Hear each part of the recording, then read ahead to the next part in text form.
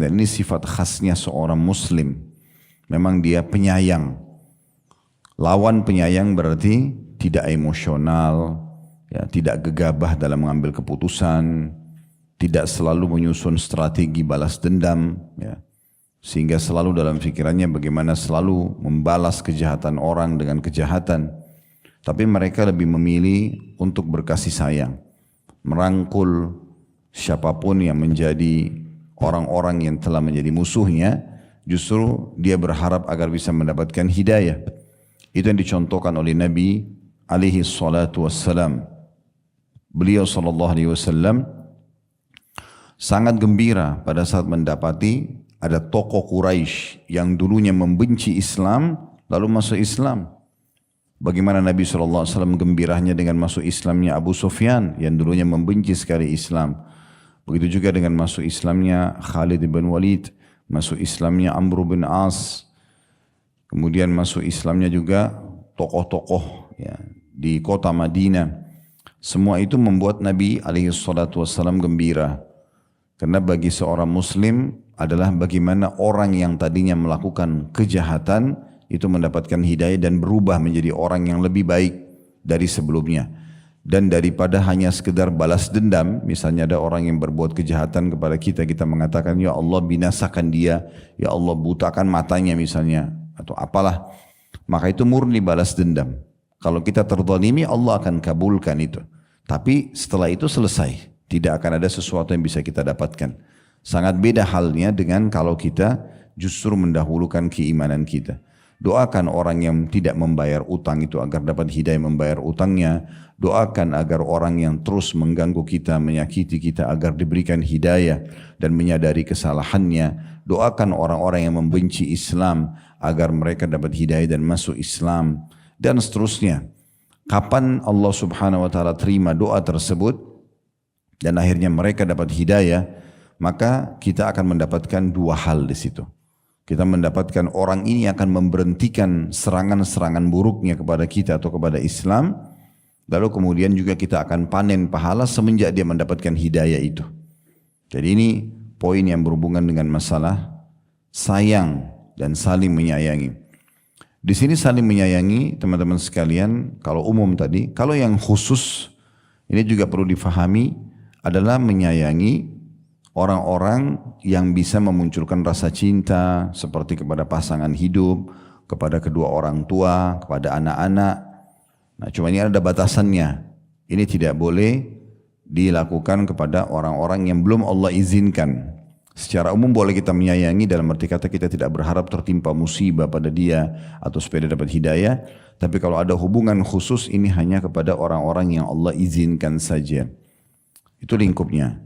Kemudian kalau selain manusia, ini masih dalam judul kita, selain manusia kita disuruh selalu berkasih sayang juga pada hewan-hewan misalnya. Nah ini perlu difahami ya, menyayangi hewan bukan berarti harus memeliharanya.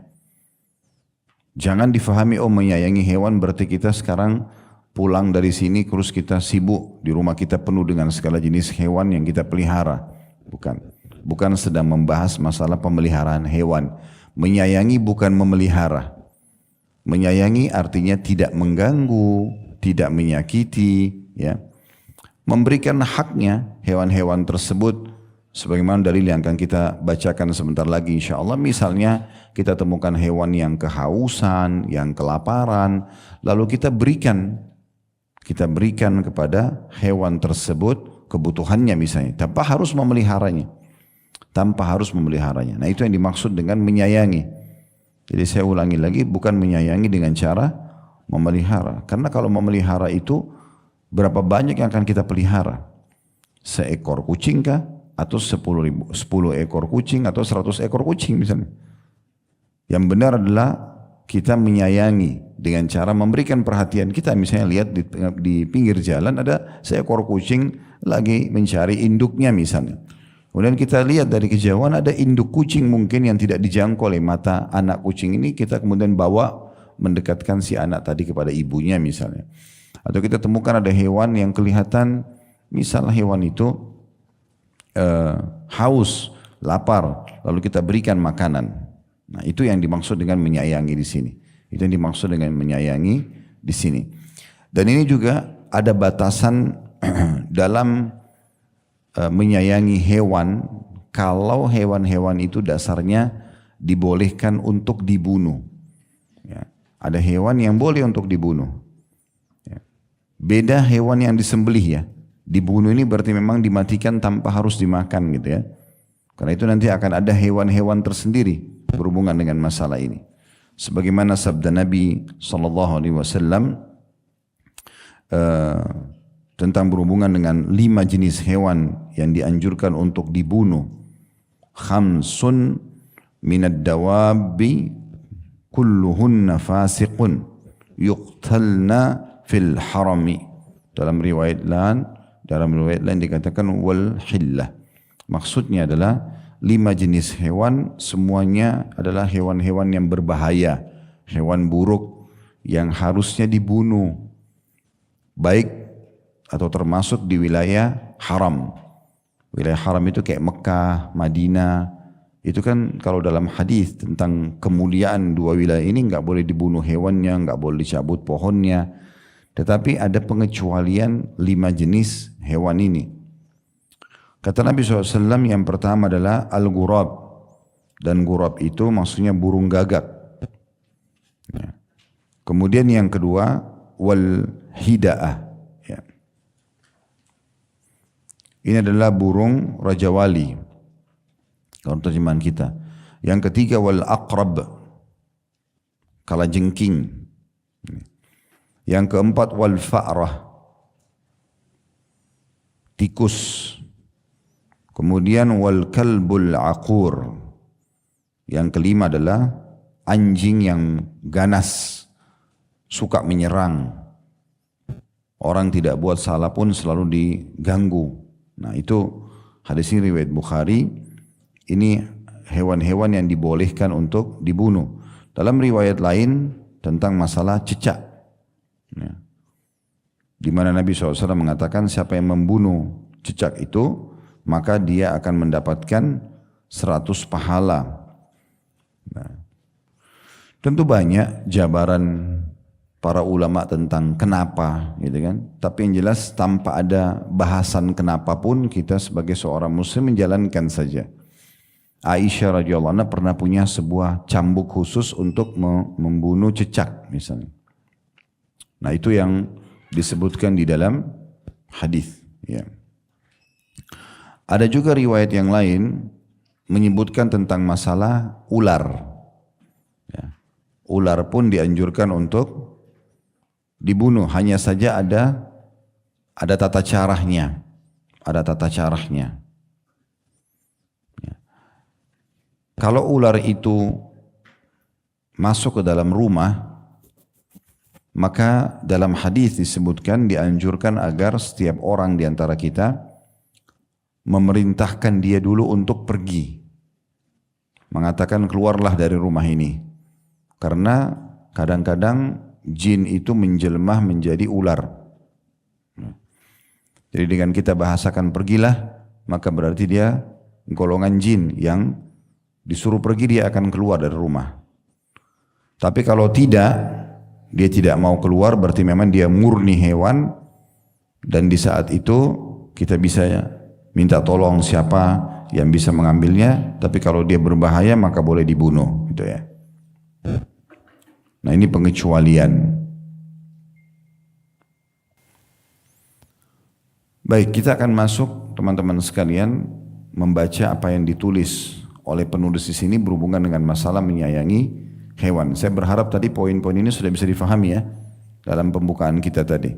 Jadi menyayangi berarti tidak menyakiti, ya, tidak mengganggu, dan memberikan apa yang merupakan kebutuhan dia tanpa bicara masalah memelihara. Karena sebagian orang salah faham dengan masalah ini ya. Mereka memelihara akhirnya malah mengganggu hewan tersebut, membatasi ya, gerak-geriknya. Bahkan kadang-kadang sampai menyiksa sebagaimana akan kita jelaskan ya, hadisnya tentang masalah bahayanya menyiksa hewan itu. Ada larangan keras dari Nabi alaihi salatu wassalam. Jadi lebih aman untuk tidak memelihara hewan. Gitu kan. Kalaupun ada hewan yang harus dipelihara, maka itu namanya hewan ternak.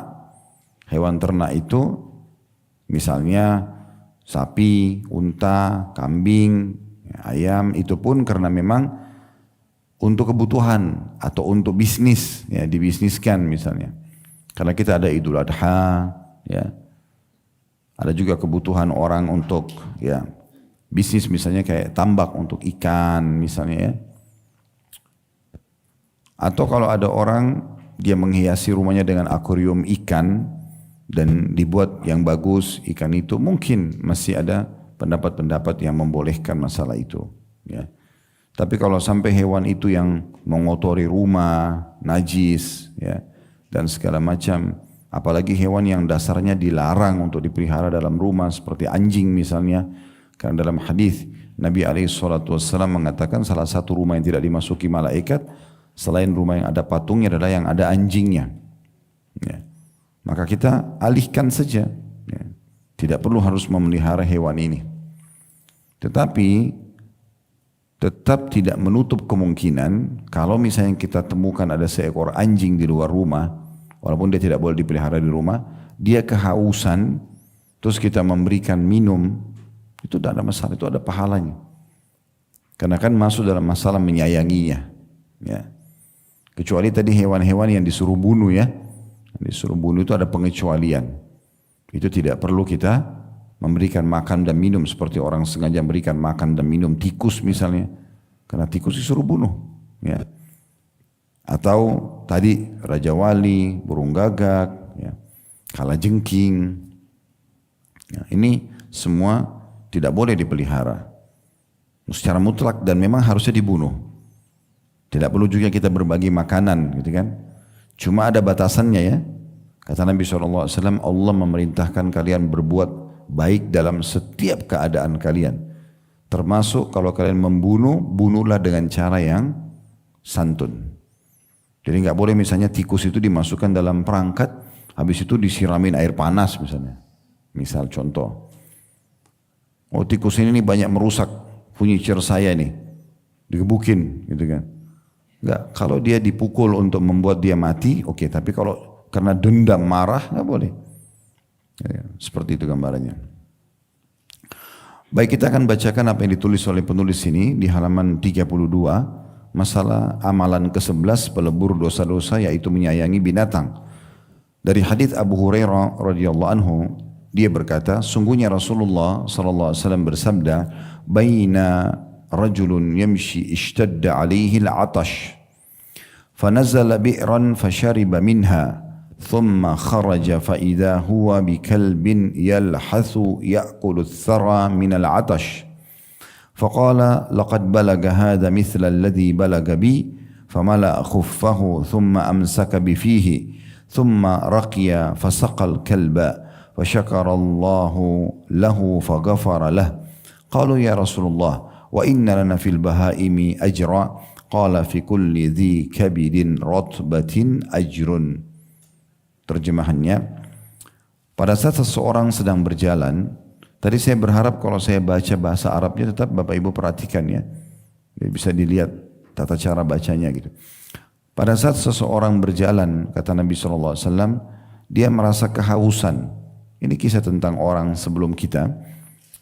Nabi SAW gambarkan ada seseorang pernah berjalan, dia kehausan, lalu dia turun ke sumur untuk mengambil minum.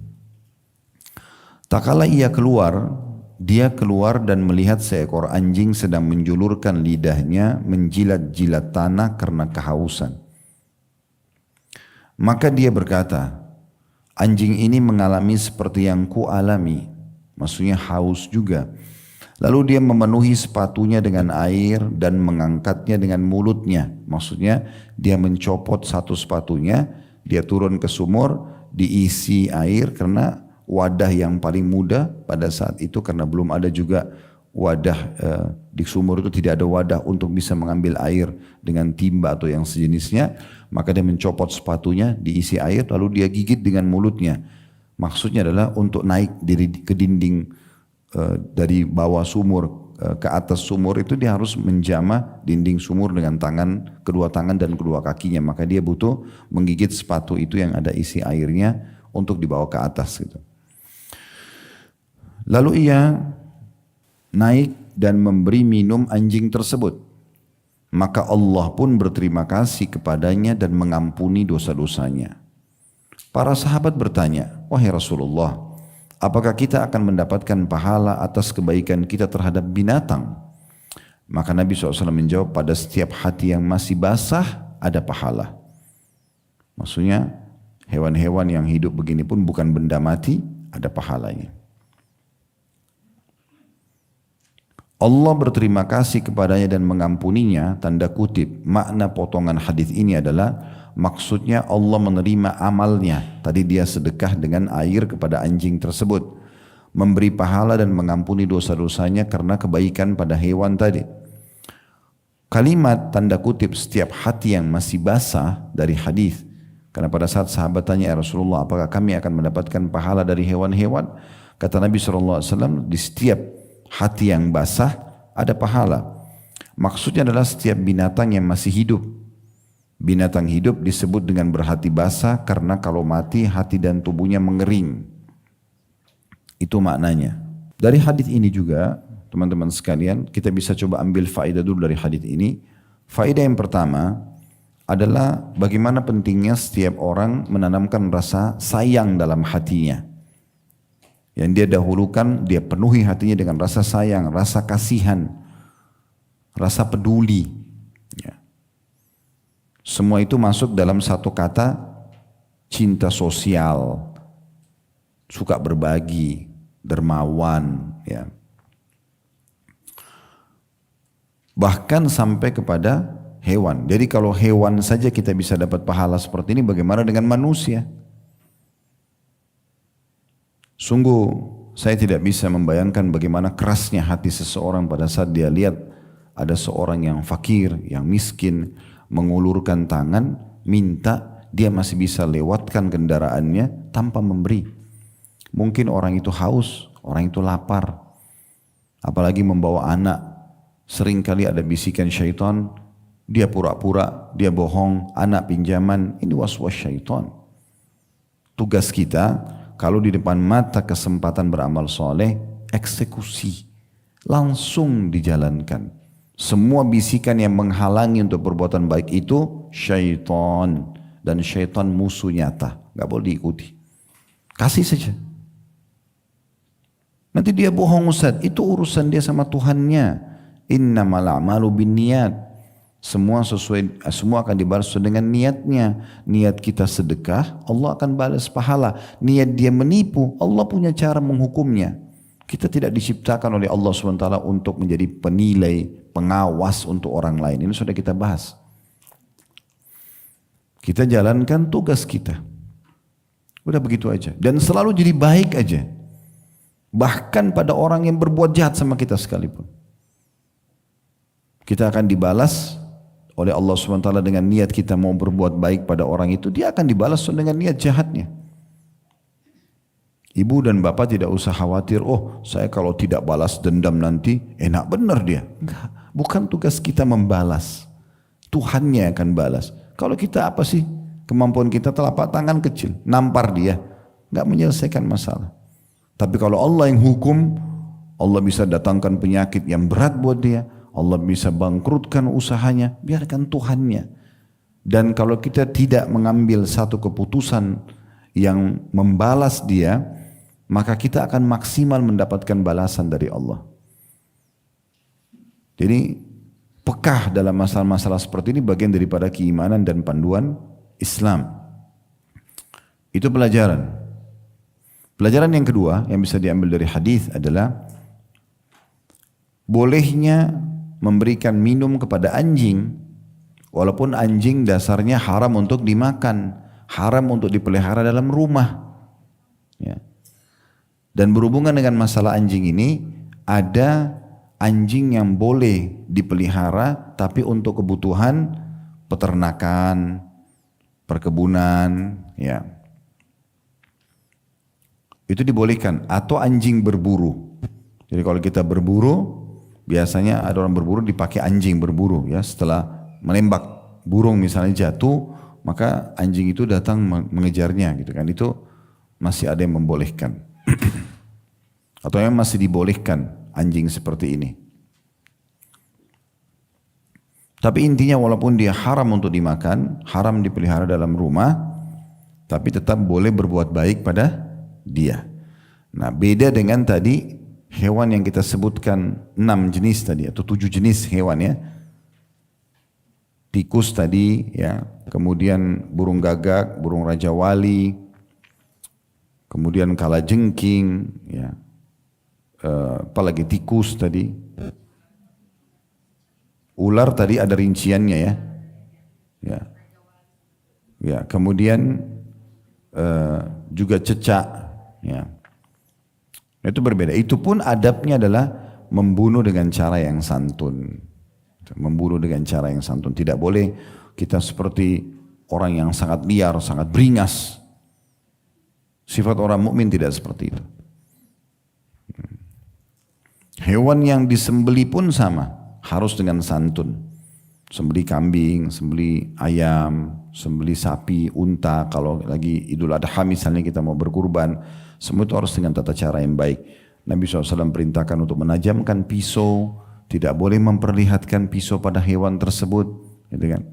Tidak mengganggunya pada saat sedang makan, tidak menyeretnya supaya dia merasa sakit. Sampai pernah ada sahabat waktu dia mau sembeli dombanya ditidurin di tanah, perutnya diinjak sama dia sambil dia ngasap pisau. Domba itu ngelihatnya. Waktu Nabi SAW lewat, Nabi mengatakan, apa kau ingin membunuhnya 2 kali? Kenapa harus seperti ini? Kenapa kau enggak asap pisau ini sebelumnya? Sembunyikan, ditenangkan hewan tersebut, kemudian disembeli, seakan-akan dia tidak menyadarinya. Nah begitu bentuknya. Dalam sembelihan pun, padahal hewan itu sebentar lagi kita akan cincang-cincang juga dagingnya, gitu kan? Akan dikuliti kulitnya, tapi tetap dibuat dia mati dulu dengan tenang, baru kemudian kita proses. Nah seperti itu bentuk kasih sayang yang luar biasa dalam Islam. Itu pelajaran yang kedua. Pelajaran yang ketiga dari hadis adalah pentingnya seseorang itu mengejar pengampunan dan juga rasa syukur kepada Allah Subhanahu wa taala. Terbukti orang ini mendapatkan pengampunan dengan dia memberikan minum anjing tadi. Dan salah satu sifat mulia Allah adalah Allah maha menilai pengorbanan hambanya. Tidak usah khawatir kalau tidak ada yang puji Bapak Ibu dalam perbuatan baik kita, atau orang yang sedang kita beri tidak berterima kasih, nggak penting buat kita. Pujian manusia sepanjang lidahnya, nggak penting. Balasan dari Allah yang kita kejar. Dan sering kali datang ujian-ujian. Di antara ujian terhadap harta adalah kalau kita memberi orang tidak berterima kasih, kita berikan utang tidak dibayar, itu ujian hartanya. Ya udah itu, sebagaimana nikmat sedang datang kita syukuri, ini ujian sedang datang kita bersabar. Menerima keputusan Allah Subhanahu wa taala sambil ikhtiar, oke. Tapi kita menerima keputusan Allah Subhanahu wa taala. Dan tidak ada sesuatu yang lebih mahal teman-teman sekalian dibandingkan pengampunan dosa. Karena sumber permasalahan kita adalah semuanya dosa. Kapan dosa itu dimaafkan sama Allah, berarti kita akan menerima fasilitas yang sudah Allah berikan kepada orang yang tidak berdosa, ya. Sekaligus juga kita akan selamat dari hukuman yang bisa menimpa kita karena dosa tersebut. Pelajaran yang keempat yang terakhir adalah Allah memberikan pahala kita di setiap yang memiliki ya, jantung atau hati, ya, hati yang basah, maksudnya yang masih hidup. Ya. Sebagian ulama ada yang menambahkan dalam masalah ini pohon-pohon, tumbuh-tumbuhan. Jadi nggak boleh Bapak Ibu iseng berdiri di bawah sebuah pohon sengaja cabutin daunnya. Itu kalau kayak manusia dijewer. Ngapain cabut daunnya? Untuk apa? Kalau daun itu dicabut karena kita mau buat masak sayuran, mungkin. Daun bidara untuk dipakai ruqyah, mungkin. Itu pun dengan cara yang baik, gitu kan. Tapi ada orang kadang-kadang iseng gitu. Nggak ada salahnya pohon itu, tapi sengaja dibakarlah, diganggu, Kenapa gitu? Itu juga makhluknya Allah Subhanahu wa taala. Allah ciptakan. Allah ingin kita menanamkan rasa sayang kita kepada segala sesuatunya. Bahkan yang luar biasa, saya pernah temukan sebuah riwayat dari Umar radhiyallahu anhu, saking penyayangnya beliau sampai beliau sayang dengan tanah. Tanah benda mati kalau bagi kita. Dalam satu riwayat, waktu umat Islam sudah menguasai Mesir di tahun 20 Hijriah, dipimpin oleh Amr bin As radhiyallahu anhu, itu dibawa kekuasaannya Umar bin Khattab. Beliau berkuasa dari tahun 13 sampai tahun 23 Hijriah. Di tahun 20, 3 tahun sebelum beliau meninggal, radhiyallahu anhu, itu pasukan Muslim dipimpin Amr bin As menembus Mesir dan menguasai Mesir pada saat itu. Amr bin As ini orang yang adil, diangkat sebagai wali kota pada saat itulah. Kalau kita wali kota sekarang atau gubernur di wilayah Mesir, Afrika Utara, beliau memperhatikan kebutuhan masyarakat. Nah, salah satunya adalah sumber minum masyarakat di kota Kairo dan sekitar Mesir itu adalah Sungai Nil. Pernah dengar Sungai Nil ya? Sungai Nil. Dari Sungai Nil. Nah, beliau melihat ternyata orang menuju ke Sungai Nil itu untuk mengambil air cukup jauh jaraknya. Cukup jauh. Maka Amr bin As punya inisiatif. Bagaimana kalau dia buat saluran air, tanahnya dibuat lubang, buat saluran air, karena waktu itu mereka belum punya pipa, yang memudahkan memperdekat supaya air Sungai Nil mengalir memperdekat untuk masyarakat pada saat itu. Tepatnya di kota Kairo kalau kita sekarang. Namun beliau tahu patuh kepada pemimpin wajib, maka beliau izin dulu. Izin kepada Umar bin Khattab, boleh enggak saya ingin membuat saluran air, gitu kan? Menggali tanah, buat seperti saluran air bisa mengalir, mempermudah masyarakat untuk supaya nggak terlalu jauh jalan menuju ke Sungai Nil. Apalagi mereka harus pikul air sendiri atau pikulkan ke untanya atau kudanya. Maka jawaban Umar unik sekali. Mungkin pada masa itu orang belum terlalu memahaminya. Tapi karena kasih sayang dalam hatinya luar biasa, dia mengatakan, wahai Amr, dijawab ini jauh ya. Perjalanan dari Madinah ke Mesir itu jauh, mungkin bisa sebulan menggunggangi kuda pada saat itu. Maka dia mengatakan, dia jawab, wahai Amr, saya khawatir engkau membebankan tanah di atas kapasitasnya. Kalau kamu gali nanti itu, nanti tanah itu mampu nggak sih nampung air untuk yang selalu lalang di atasnya? Maka Umar bin Khattab tidak mengizinkan pada saat itu. Itu luar biasa itu, pemikirannya sampai kepada tanahnya. Nggak usah ngerusak benda, walaupun kita tidak suka. Oh ini benda kan saya tidak suka, ya udahlah dibuang aja. Kenapa? Mungkin bisa bermanfaat bagi orang lain. Walaupun benda mati gitu. Ya. Itu contohnya, itu bentuk kasih sayang yang luar biasa gitu. Jadi kita bisa mendapatkan pahala dari setiap niat baik kita. Ya. Apalagi kalau kita memberikan kepada hewan yang memiliki hati yang basah. Terlebih lagi kalau manusia. Lebih luar biasa lagi kalau manusia. Jadi Bapak Ibu yang suka memelihara hewan, saya sering berikan masukan, bukan melarangnya. Karena ada hewan-hewan yang kita boleh. Kalau mau beternak untuk bisnis, untuk berternak misalnya hewan ternak untuk dimakan, ayam, kambing, sapi, itu tidak ada masalah. Tapi kalau memasukkan dalam rumah dan akhirnya bisa membuat sana sini kotor dan segala macam, walaupun hewan-hewan itu mungkin ada yang tidak najis misalnya, ya lebih baik pelihara manusia. Anak yatim misalnya. Kalau hewan tidak bisa hafal Quran, tidak bisa sholat, anak yatim bisa hafal Quran, bisa sholat. Bahkan Nabi SAW mengingatkan kepada kita, ya, salah satu yang bisa melunakkan hati manusia adalah memelihara anak yatim atau memberikan perhatian, juga mengusap kepala mereka. Dalam satu riwayat, mengusap kepala anak yatim itu, setiap helai rambut yang dilewati oleh telapak tangan kita dinilai pahala. Kalau kita usap kepalanya begini, berapa ribu pahala yang kita dapatkan. Dan kata Nabi SAW, sebaik-baik rumah adalah yang ada anak yatimnya. Yatim maksudnya anak-anak muslim yang meninggal ya, sebelum balik, yang ayahnya meninggal sebelum mereka balik. Kalau meninggal ibunya nggak dikatakan yatim ya. Meninggal ayah saja. Karena ayah ini penaung, pemberi nafkah. Ya, di Indonesia bisa ditambah piatu kalau ibunya meninggal. Nah, tapi dalam Islam yatim saja, tidak ada istilah piatu. Ya. Itu adalah yang meninggal ayahnya dan hanya sampai balik. Jadi nggak boleh nenek-nenek, kakek-kakek ngaku yatim. Bantu saya yatim. Ini dari mana? Kadang-kadang orang begitu ya. Ini anak yatim, anaknya sudah besar, udah kuliah. Yatim dari mana? Yatim itu sebelum balik. Itu. Sebelum balik. Ya. Jadi itu sangat baik. Ya. Kita bisa sekolahkan. Artinya manfaatnya lebih banyak. Ya, manfaatnya lebih banyak. Hadis yang kedua yang diangkat oleh beliau adalah hadis Abu Hurairah radhiyallahu anhu riwayat Imam Muslim. Dia berkata Rasulullah SAW bersabda, "Anna imra'atan bagiyan ra'at kalban fi yawmin harrin yatifu bi bi'r qad adla'a lisanahu min al-'atash fanaza'at lahu bimuqiha faghafara laha." Ada seorang wanita pelacur melihat anjing sedang mengelilingi sumur pada suatu hari yang sangat panas dan menjulurkan lidahnya karena kehausan. Lalu dia melepas sepatunya dan memenuhinya dengan air lalu memberi minum anjing tersebut. Maka Allah subhanahu wa ta'ala mengampuni dosanya.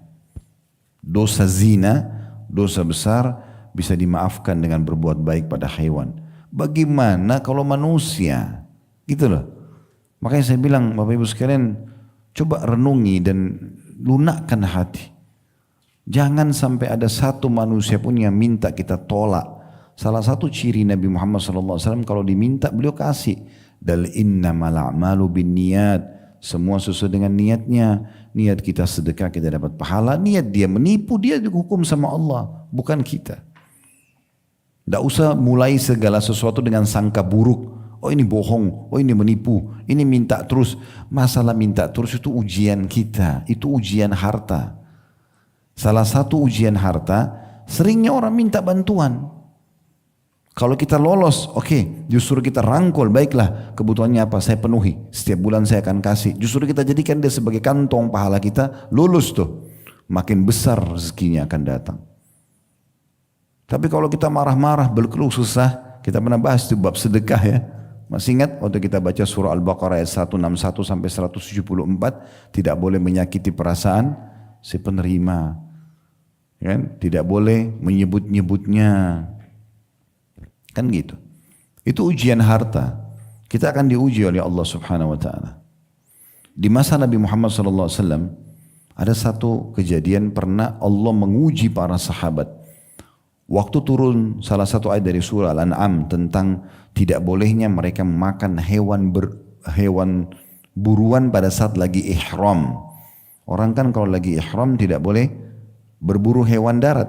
Di masa dulu tidak seperti kita sekarang. Orang naik pesawat sudah disiapin makanan, naik bus sudah bisa mampir ke restoran manapun kita ingin makan. Kita bisa bawa bekal banyak. Masa dulu orang nggak bisa. Perjalanan jauh, bisa berminggu-minggu, berbulan-bulan. Jadi kadang-kadang kalau kehabisan bekal mereka berburu hewan darat. Tapi khusus orang yang sedang ihram, mau umrah, mau haji nggak boleh. Waktu awal turun ayat ini, Allah datangkan ujian. Apa ujiannya? Ini sahabat Nabi diuji. Allah datangkan hewan-hewan buruan di dekat-dekat mereka. Rusa, hewan-hewan kelinci, datang di dekat kuda mereka, datang dekat kaki mereka, bisa mereka pegang. Nggak pakai panah. Diuji oleh Allah. Itu ujiannya. Jadi mereka harus sabar. Begitu ujian. Nah seperti itu Allah SWT datangkan ujian pada kita. Tapi ingatlah Allah selalu bersama kita. Gak usah khawatir. Ya, Allah akan menilai semuanya. Dari hadis ini kita ambil pelajaran yang pertama. Ya, bahwasanya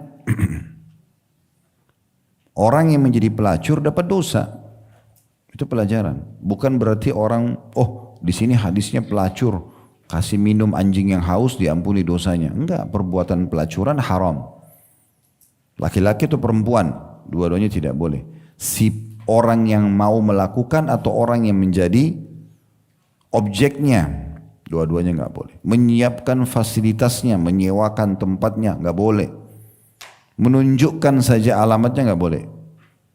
Semua panen dosanya, enggak boleh.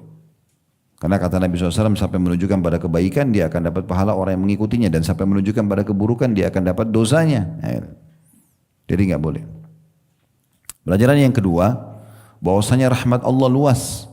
Allah bisa mengampuni dosa-dosa hambanya tergantung kadar keikhlasan hamba itu dalam melakukan kebaikan. Bahkan terkadang perbuatan yang mungkin dianggap remeh ternyata bisa mengampuni dosa kita.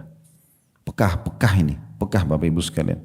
Pengajian seperti ini itu sudah cukup harus masuk di telinga kanan, nyantol di hatinya. Jangan keluar telinga kiri lagi. Oh iya saya dengar, oh begitu. Udah selesai bubar, nggak diamalin, enggak, jangan. Mulai sekarang kalau bubar ada orang minta kasih.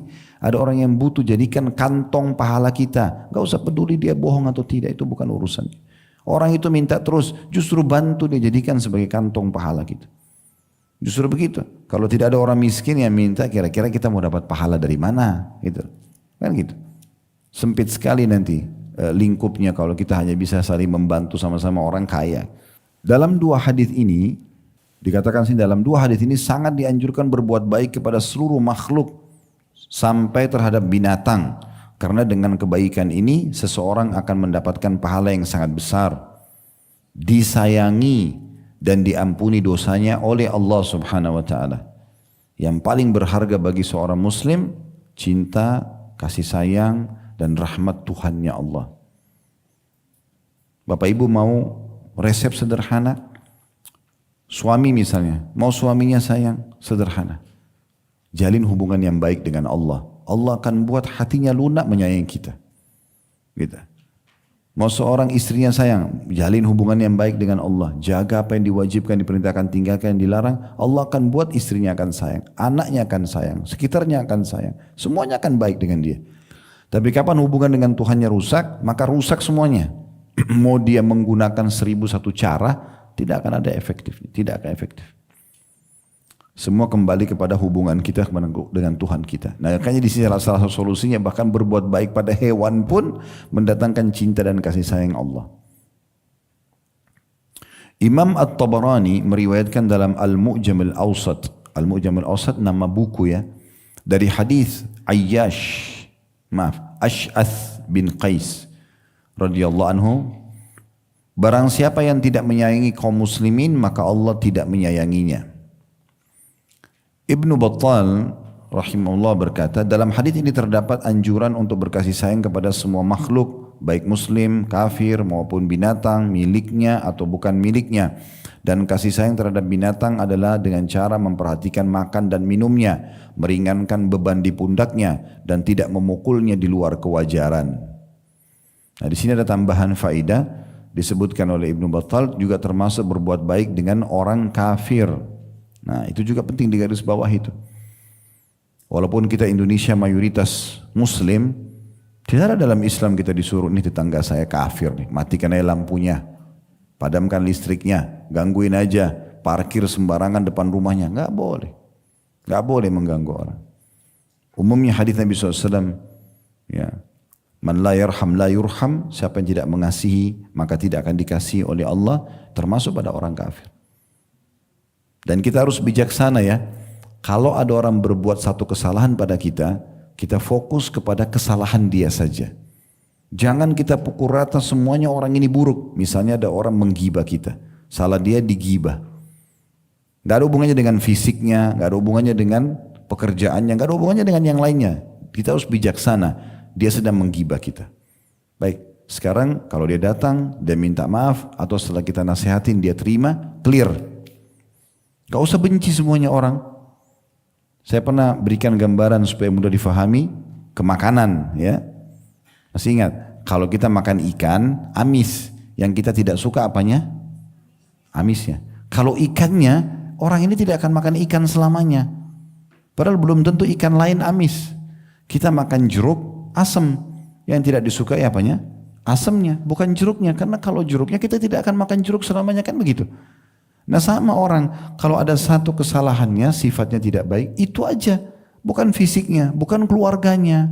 Ini enggak musuhin dia, musuhin keluarganya, semuanya kacau ini. Kenapa harus seperti itu? Bijaksana. Sehingga kalau perbuatan buruknya sudah ditinggalkan, clear. Ada orang benci Islam, tapi setelah dia masuk Islam, dia enggak benci lagi. Selesai. Kita rangkul dia. Begitu yang diajarkan Nabi SAW.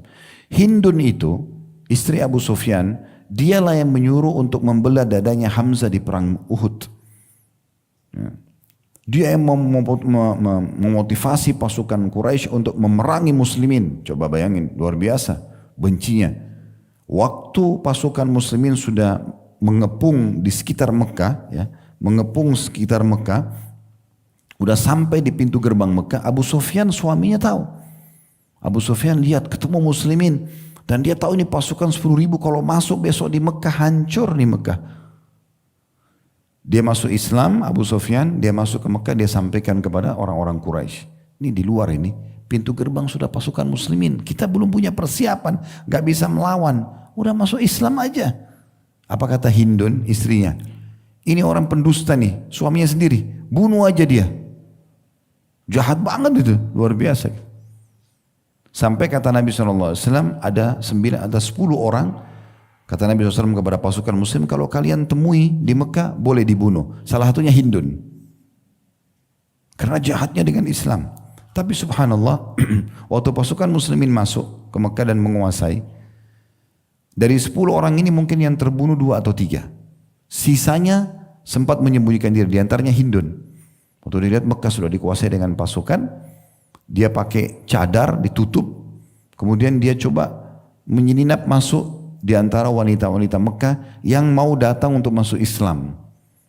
Nabi SAW lagi duduk di depannya para wanita, Nabi membaiat mereka, mengambil janji setia mereka. Ya.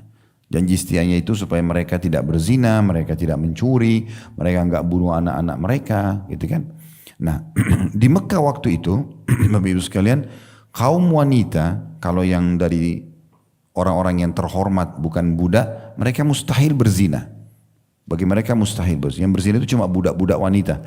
Kalau wanita mulia tidak, walaupun suaminya jahat, dia tidak berzina. Begitu keyakinan mereka pada saat itu. Itu positif saja. Intinya, waktu Nabi SAW bilang pada para wanita, dan kalian tidak boleh berzina. Maka Hindun tidak sengaja di antara kerumunan wanita, dia ngomong dari belakang, ya Rasulullah, apakah ada wanita yang bebas berzina? Karena bagi dia enggak masuk di akalnya gitu. Maka kata Nabi SAW, Hindun, karena Hindun ini salah satu orang yang ditarget untuk dibunuh gitu. Apa kata Hindun pada saat itu? Asyhadu an la ilaha illallah wa anna Muhammad Rasul. Dia tahu kalau dia masuk Islam dia selamat, gak dibunuh. Apa yang terjadi? Nabi bilang panggil pasukan, bunuh saja wanita ini karena dia pendosa. Nabi SAW senyum menyambut masuk Islamnya karena kebencian dia selama ini hanya karena dia belum faham Islam. Begitu lapangnya dada Nabi SAW. Bagi beliau adalah orang ini dapat hidayah jadi baik mulai sekarang. Nah itu. Oh ini orang pernah gosip. Gosip dianggap sebagai satu musibah besar dalam hidupnya. Mungkin orang itu tiba-tiba dapat hidayah jadi baik. Dan akhirnya dia yang menyebarkan dakwah di sana sini. Berapa banyak orang dapat hidayah begitu. Nabi SAW ini orang yang membelah dada pamannya di Uhud. Allah sudah mengizinkan untuk membunuhnya. Beliau masih bisa memaafkan. Karena bagi beliau yang penting orang ini dapat hidayah. Nah itulah. Kita menginginkan kebaikan. Begitu harus hati seorang muslim. Baik. Kalau ada orang yang sengaja menyiksa hewan. Maka sebaliknya tadi kan kalau dia buat baik dia dapat pengampunan, dapat surga. Kalau orang sengaja menyiksa hewan, maka itu akan menyebabkan justru dia masuk ke dalam neraka. Dihukum oleh Allah Subhanahu wa taala. Walaupun hewan itu tidak bisa membalas. Ya. Misalnya ada kucing lagi lewat, Bapak Ibu iseng tendangin. Kucing nggak bisa melawan, cuma bisa teriak. Ingat Tuhan kita sama. Tuhan kita Allah, Tuhan kucing itu Allah. Allah Maha Adil. Allah punya cara menghukum kita. Nanti kita jalan di jalan yang bagus, rata, tidak ada masalah, sepatunya juga baru keselio. Bisa saja. Kenapa hukuman karena tendang kucing kemarin? Bisa Allah datangkan itu. Dalam sebuah hadis Bukhari Muslim disebutkan, ini sudah tidak ada di buku kita, ini tambahan informasi ya. Udhibatil mar'atu fi hirratin sajanatha hatta matat. Ada seorang wanita yang disiksa oleh Allah SWT karena kucing yang dikurungnya sampai mati. Dia marah dengan kucing itu, dimasukin ke satu kamar, dikunci. Fadakhalat fihan nar, maka dia dimasukkan dalam api neraka karena kucing itu. La hiya at'amatha Dia pada saat mengurung tidak memberi makan, wasaqatha tidak memberi minum, idh habasatha pada saat dia mengurungnya, walahia tarakatha ta'kulu min khasyasil ard. Bahkan dia tidak membiarkan kucing itu untuk makan dari serangga tanah. Kosong ruangan itu, dibiarin dihukum. Apa dosanya kucing itu? Kenapa sejahat itu gitu? Ya. Ini juga sekaligus kita ingatkan sebagai ibu-ibu tentang masalah anak itu amanah. Jangan selalu disiksa, cubit, jewer kupingnya. Anak belajar, saatnya belajar. Sampaikan baik-baik, nasihatin baik-baik, doakan baik-baik. Ya. Kita bukan diciptakan, dijadikan status ibunya atau ayahnya untuk menyiksa anak itu. Ya. Untuk mendidiknya, membesarkannya. Berapa banyak anak-anak yang tadinya nakal tapi karena ibu dan ayahnya sabar, mendidiknya dengan baik, besar menjadi orang yang sangat bakti. Itu poin. Baik, ada hal yang ingin saya tambahkan dalam masalah ini, penting sekali, dan saya berharap Bapak Ibu memiliki buku ini ya. Buku ini sudah kami bedah sebenarnya di YouTube. Isinya 900 lebih halaman ya. Tepatnya buku ini 975 halaman. Semuanya sudah saya bedah. Dari awal sampai akhir. Kecuali satu bab warisan aja. Ini saya selalu sarankan Bapak Ibu punya di rumah. Dijadikan sebagai kamus Islam. Karena apapun Bapak Ibu mau di buku ini ada. Ada bab tentang akidah, bagaimana mengenal Allah. Ada bab tentang adab, tata krama. Ada bab tentang akhlak, karakter-karakter Islam. Ada bab tentang fikih ibadah, sholat, dan seterusnya. Ada fikih muamalah. Ya. Maksudnya fikih muamalah itu tentang jihad, tentang jual beli. Ini lengkap, hampir 1000 halaman. Harganya tidak seberapa ini. Saya tidak tahu pas harganya, tapi mungkin tidak akan lebih dari harga makan siangnya Bapak Ibu. Buku ini saya sarankan untuk semua, bukan cuma jemaah kita di sini, semua jemaah saya yang sudah ikutin di medsos dan di pengajian offline ataupun online untuk punya buku ini. Namanya Minhajul Muslim. Ya. Ya kalau sudah alhamdulillah. Kalau yang belum punya, saya usahakan bisa dimiliki ya. Saya juga sudah minta sama teman-teman tim untuk menyiapkan di depan untuk mempermudah. Dan nanti kalaupun sudah punya, bisa dibeli untuk dihadiahkan kepada keluarga, kolega, teman-teman. Ini buku sangat bagus. Kalau lagi ada perkawinan, ini buku yang paling layak dikasih untuk pengantin. Kasih buku ini sama sejadah misalnya. Nah ini buku yang bagus sekali. Nah di situ, di buku ini saya akan bacakan di bab adabnya, ada adab terhadap hewan. Ada adab terhadap hewan ya. Di halaman 211 saya akan bacakan. Kata Syekh Abu Bakar Jazair rahimahullah, seorang muslim beranggapan bahwa kebanyakan hewan adalah makhluk mulia. Maka dari itu ia menyayanginya karena Allah sayang kepada mereka, dan ia selalu berpegang teguh kepada etika dan adab-adab berikut ini. Ini adab kepada hewan menurut Syekh Abu Bakar Jazair rahimahullah. Yang pertama, memberinya makan dan minum apabila hewan itu lapar dan haus.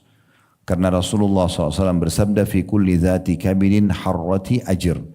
Pada setiap yang mempunyai hati yang bisa kehausan terhadap pahala dengan berbuat baik padanya. Hadis riwayat Bukhari.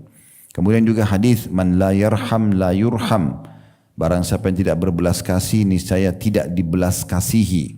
Hadis Bukhari juga. Kemudian kata Nabi SAW hadis selanjutnya, irhamu man fil ardi yarhamkum man fis sama. Sayangilah siapa saja yang ada di bumi ini, niscaya zat yang ada di langit akan menyayangimu. Hadis Bukhari Muslim. Ini poin pertama. Memberikan makan dan minum hewan yang lapar. Adab yang kedua, menyayangi dan mengasihinya. Sebab Rasulullah SAW telah bersabda kepada para sahabat yang menjadikan burung sebagai sasaran memanah. Jadi pernah ada sahabat sengaja taruh burung untuk jadikan latihan memanah, sasaran memanah. Beda kalau kita burung lagi terbang, kita berburu untuk dimakan, itu boleh. Tapi kalau ditaruh, diikat, jadi sasaran panah, enggak boleh. Kata Nabi SAW, la'anallahu man ittakhadha syai'in fihi ruhun gharada. Allah melaknat orang yang menjadikan sesuatu yang bernyawa sebagai sasaran. Manusia sengaja ditaruh, pasti sasaran, tak boleh. Beliau juga, hadis ini diriwayatkan Bukhari Muslim, beliau juga telah melarang mengurung atau mengikat binatang ternak untuk dibunuh dengan dipanah atau ditombak dan sejenisnya. Ya, seperti di Spanyol yang biasa sengaja dilemparin, disiksa, jadikan sebagai bahan tontonan, itu tidak boleh. Ya. Dalam Islam kita bicara ya. Karena beliau SAW bersabda, man faja'a hadhihi biwaladiha ruddu waladaha ilaiha.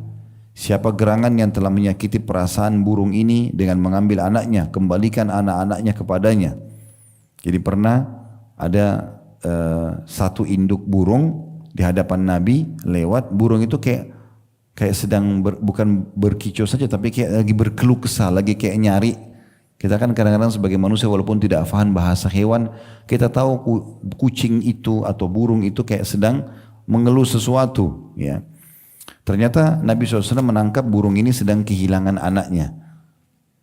Maka Nabi SAW bersabda kepada para sahabat, kembalikan, siapa yang telah memisahkan induk burung ini sama anaknya, kembalikan anaknya. Ya.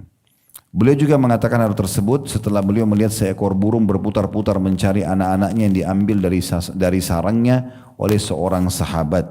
Hadis ini riwayat Bukhari. Ada riwayat lain, Bapak Ibu sekalian, yang juga perlu kita renungi bersama-sama di poin tentang masalah memberi makan, berkaitan sayang dengan hewan. Kata Nabi SAW, idza sirtum fi ardi hasbatin fa'utud dawabi fa'utud dawabba hadzaha wa idza sirtum fi ardi majdabatin fanju 'alaiha. Artinya hadis ini riwayat Al-Bazzar dengan hadis dengan sanad sahih. Kata Nabi SAW, apabila kalian melakukan perjalanan di tanah yang subur, maka berilah binatang tunggangan haknya. Mampir di situ sejenak, biarkan dia makan, biarkan dia minum, kemudian baru lanjutkan perjalanan. Dan apabila kalian berada di tanah yang tandus, percepatlah perjalanan. Supaya jangan hewan itu haus, nanti butuh tidak ada air. Percepat perjalanan. Juga dalam sebuah hadis, ya, ini hadis sahih tentang mukjizat Allah Subhanahu wa taala kepada Nabi Muhammad SAW. Beliau bisa memahami bahasa hewan. Beliau bisa memahami bahasa hewan. Hadis ini hadis sahih diriwayatkan oleh Abu Daud. Hadis ini disebutkan dari Abdullah bin Ja'far radhiyallahu anhu, fadakhala haitan lirajulil ansar fa idza jamal falamma ra'a an-nabi sallallahu alaihi wasallam hanna wa dharafat aynahu. Satu hari pernah Nabi SAW masuk ke dalam satu perkebunan milik orang Ansar, perkebunan kurma.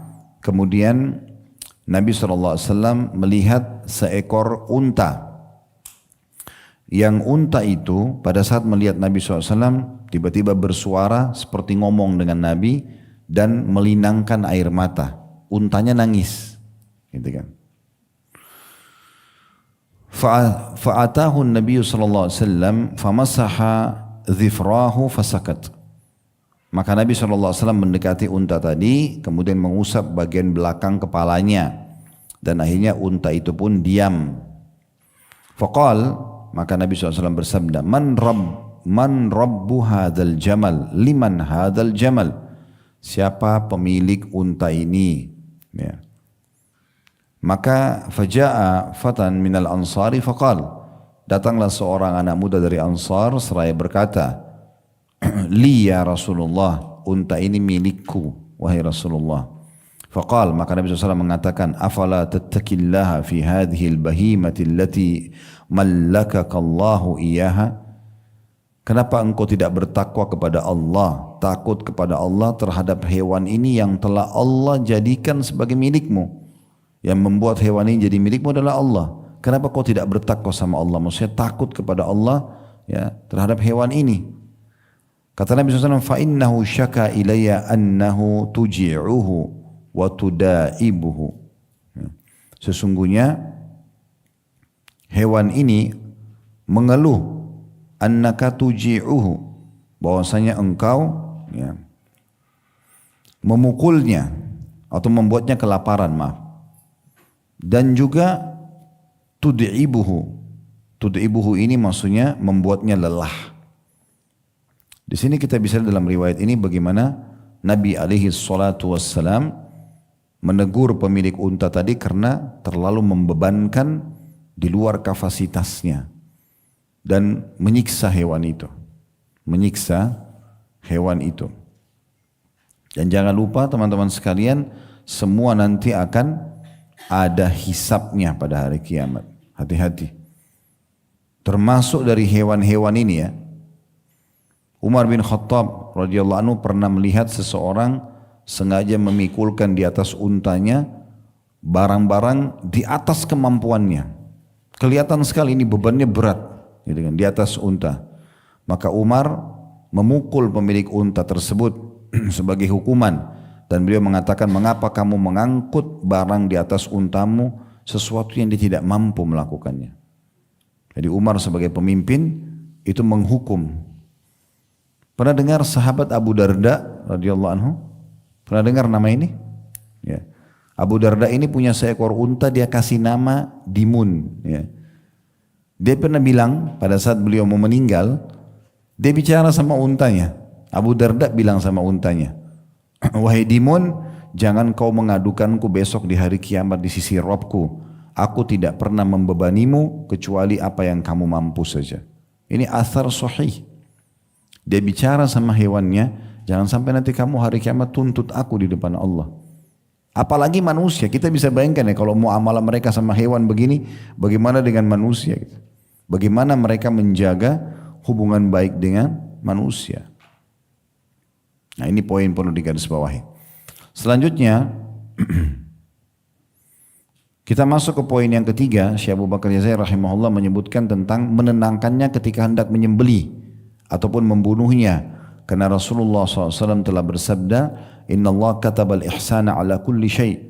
Allah telah memerintahkan dan mewajibkan berbuat baik terhadap segala sesuatu. Fa idza qataltum fa ahsinul qitla. Kalau kalian harus membunuh, maka bunuhlah dengan cara yang baik. Wa idza dzabhtum fa ahsinuz dzabh. Dan kalau seandainya kalian harus menyembelih, menyembelihlah dengan cara yang baik. Wal yurih ahadukum dzabihatahu wal yuhidda syafratah. Seseorang di antara kalian hendaklah menenangkan sembelihannya, dibawa dengan baik-baik, ditidurkan dengan baik-baik, ya, kemudian baru disembelih. Dan hendaklah ia menajamkan mata pisaunya, diasah supaya nanti pada saat dipotong lehernya itu tidak membuatnya kesakitan karena tumpulnya pisau itu. Hadis ini diriwayatkan oleh Imam Muslim. Selanjutnya, ya, beliau menyebutkan tentang tidak boleh menyiksa, dan ini sudah kita sebutkan tadi hadisnya tentang wanita yang dihukum oleh Allah Subhanahu wa taala karena menyiksa seekor kucing sampai mati. Yang kelima, beliau menyebutkan tentang boleh membunuh hewan yang mengganggu seperti anjing buas, ya, serigala, ular, kalajengking, tikus dan lain-lain. Lalu beliau menyebutkan tadi hadis khamsu fawasiqu tuqtalna fil hilli wal haram. 5 hewan yang fasik atau yang mengganggu yang boleh dibunuh di tanah halal maupun di tanah haram, di Mekah Madinah atau di luar Mekah dan Madinah. Lalu beliau sebutkan al-hayyatu, ular. Sudah kita rincikan tadi kalau ular ada hukumnya ya. Kemudian al-ghurabul abqa, burung gagak yang putih punggungnya dan perutnya. Kemudian wal fa'rah, tikus, wal kalbul aqur, anjing buas, wal hudaya atau raja wali. Tadi sudah kita tambahkan ada kalajengking dan ada cecak, berarti 7 hewan. Dan subhanallah sebagian ulama menyebutkan kalau ada orang mimpi, dia misalnya istikharah mau menikah sama seseorang, dia mau paralisi sama seseorang, kemudian dalam mimpi dia melihat hewan-hewan ini, itu menandakan yang akan dia menikah dengannya atau paralisi ini orang yang buruk. Dia mimpi tikus, dia mimpi ular, gitu-gitu. ya. Atau ada orang kena sihir. Nah sering kali mimpinya hewan-hewan ini, karena hewan ini disebutkan dengan fawasik atau fasik, hewan-hewan yang buruk. Kenapa Allah ciptakan? Ya sebagai bentuk ujian bagi manusia. Kemudian yang keenam, ya, boleh memberikan cap dengan besi pada telinga hewan ternak untuk maslahat. Kan biasanya ada orang pakai besi panas ya, cap. Nah, cap ini hanya boleh pada hewan ternak saja. Ya.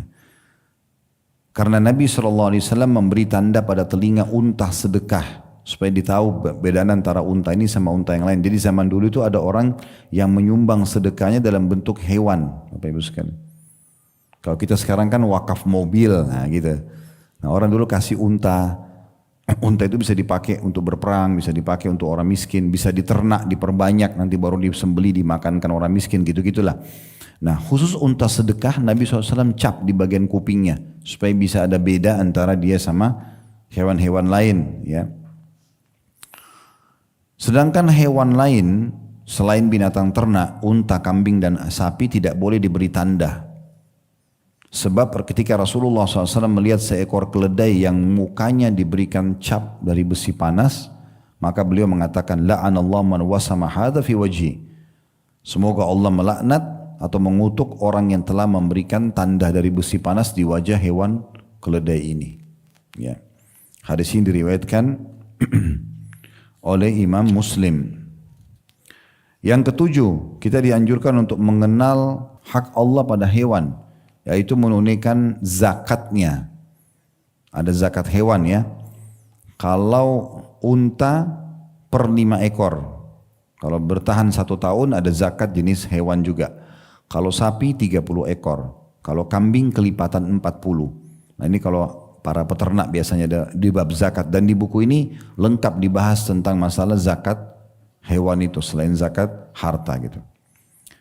Yang kedelapan, kata beliau, adabnya adalah tidak boleh sibuk mengurus hewan hingga lupa taat dari zikir kepada Allah Subhanahu wa taala.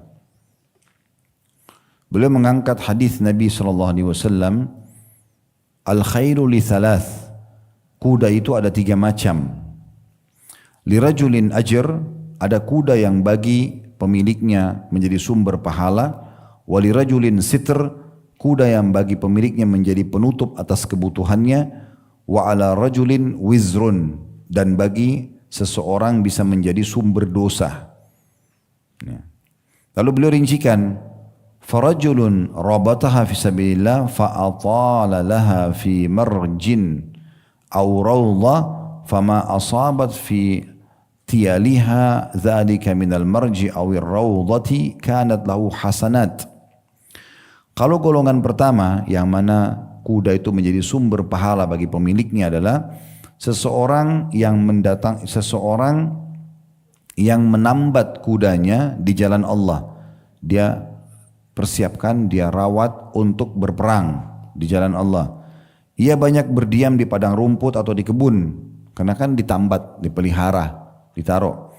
Maka apa saja yang dimakan oleh kuda itu di kandangnya, rumput, ya, tanaman-tanaman oleh kuda itu selama diikat di padang rumput atau di kebun itu, maka pemiliknya mendapat pahala-pahala kebaikan. Jadi dari makanan kudanya saja dapat pahala gitu. Walau annaha qata'at tiyaluha fastannat syarafan aw syarafaini kanat atharuha wa arwathuha hasanatin lahu.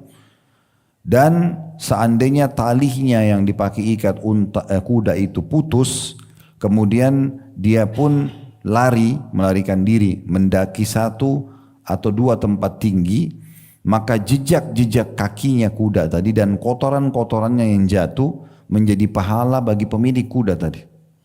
Karena dia niatnya asalnya kudanya ini untuk di jalan Allah gitu. Walau annaha marrat binahrin fasharibat walam yurid an yasqiyaha kana dzalika lahu hasanatin wa hiya lidzalika ar-rajulu ajr. Dan kalau seandainya kuda itu mampir, ya, kemudian dia minum di sebuah sungai, maka secara otomatis ya juga akan menjadi sumber pahala bagi pemiliknya, walaupun dia tadinya tidak niat untuk memberinya minum.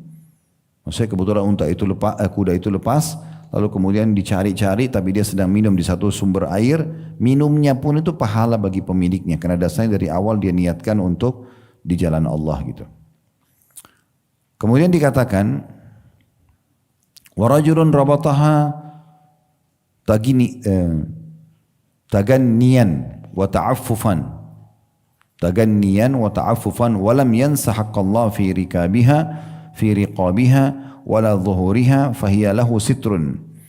Golongan kedua, kuda yang diikat karena ingin menjaga kehormatan diri, tidak minta-minta. Dia bekerja dan dia cari rezeki dari kuda itu, dan dia tidak lupa akan haknya Allah pada leher ataupun punggung unta itu. Maksudnya dikasih makan dan minum, lehernya tidak kehausan dan juga tidak lapar, serta punggungnya tidak ditunggangi sesuatu yang di luar kapasitasnya.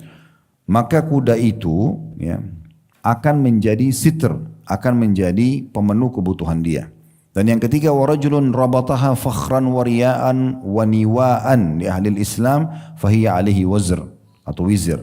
Dan kuda yang ketiga adalah seseorang yang menambat hanya untuk berbangga diri, pamer-pamer, riya dan memerangi umat Islam, maka itu akan menjadi sumber dosa baginya. Hadis ini diriwayatkan oleh Bukhari. Ya. Jadi ini yang disebutkan oleh Syekh Abu Bakar Jazair rahimahullah, ada kurang lebih 8 adab terhadap hewan. Ya, ada 8 terhadap hewan gitu ya. Juga perlu kita tambahkan di sini di poin atau tambahan yang lain selain Syekh Abu Bakar Jazair, ada sebuah hadis yang menarik juga untuk dibacakan, riwayat Ahmad dan disahihkan oleh Syekh Albani.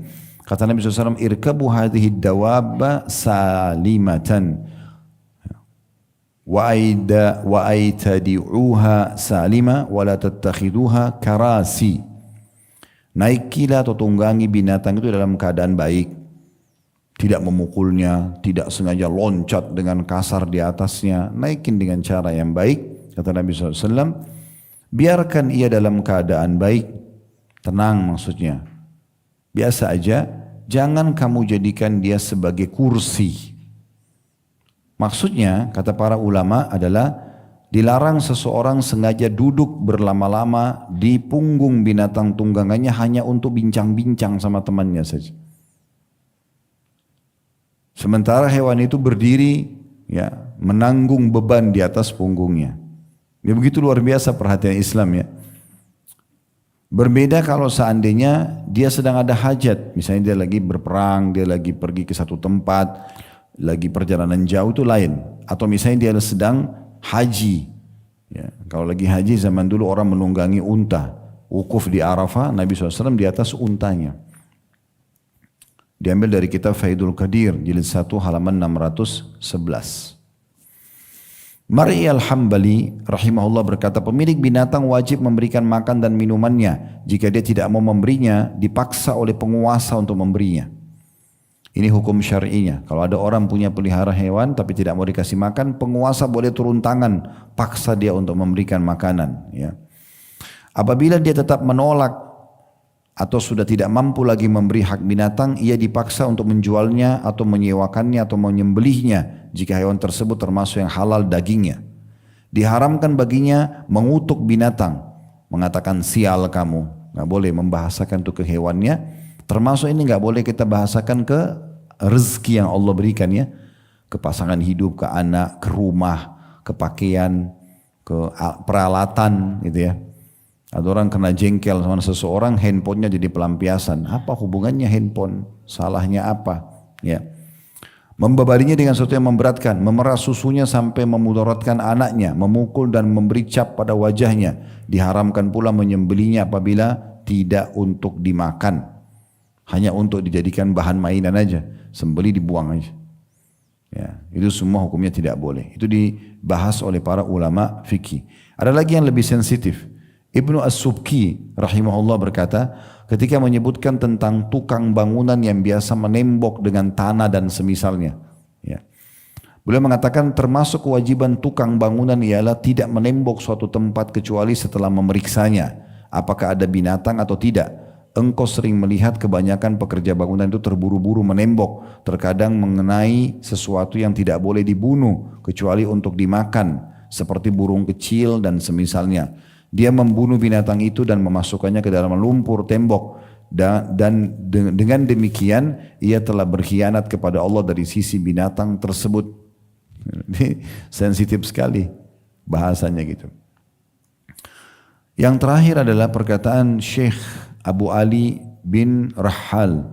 Beliau berkata, terjemahannya langsung saja, apa yang disebutkan tentang bolehnya mengurung burung dan semisalnya hanyalah apabila tidak ada bentuk menyiksa, membuat lapar dan haus meski tanpa sengaja, atau mengurungnya dengan burung lain yang akan mematuk kepala burung yang sekandang, seperti yang dilakukan oleh ayam-ayam jantan apabila berada di kurungan, sebagaimana mematuk yang lain, ya, sebagai mematuk yang lain, sampai terkadang yang dipatuk itu mati. Ini semua menurut kesepakatan ulama adalah haram. Jadi sengaja mengurung hewan satu jenis, burung sama burung, ayam sama ayam, tapi ini selalu yang satu tersiksa terus oleh temannya, itu nggak boleh. Itu aja hukumnya haram. Ya, dan itu dikatakan disepakati oleh para ulama. Nah ini bahasanya luar biasa gitu ya.